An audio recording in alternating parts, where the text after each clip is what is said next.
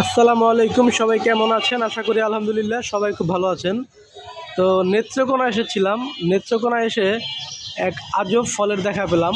এই যে দেখেন গাছে এই যে ফলটা, ছোট পোকার মতো দেখা যায় ফলটাকে।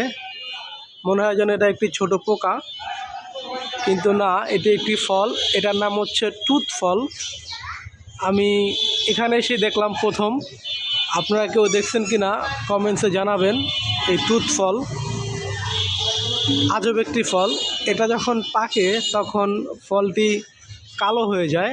আর আমি এক পিস পেয়েছিলাম একদম পাকা। সেটা খেয়ে দেখলাম যে ফলটা মিষ্টি, খুব ভালো লাগলো। আসলে ফলটাকে দেখে মনে হচ্ছে যেন এটা একটা পোকা। তো এটাই খায় মানুষ। এই যে ফলটা, এটা মানুষ খায়। এটা পাকলে কালো হয়ে যায়, একদম কালো রঙের হয়ে যায়, মিষ্টি।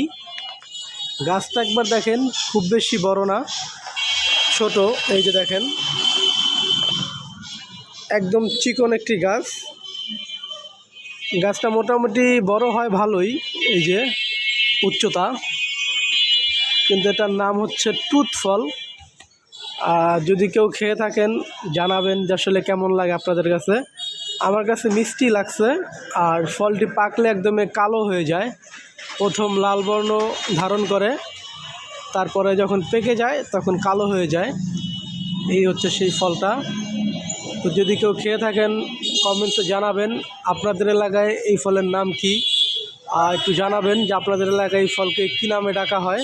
ফলটি দেখলাম নেত্রকোনার একটি বাসায়, তারা বাড়ির আঙিনায় গাছটি লাগিয়েছে। তো খুব সুন্দর।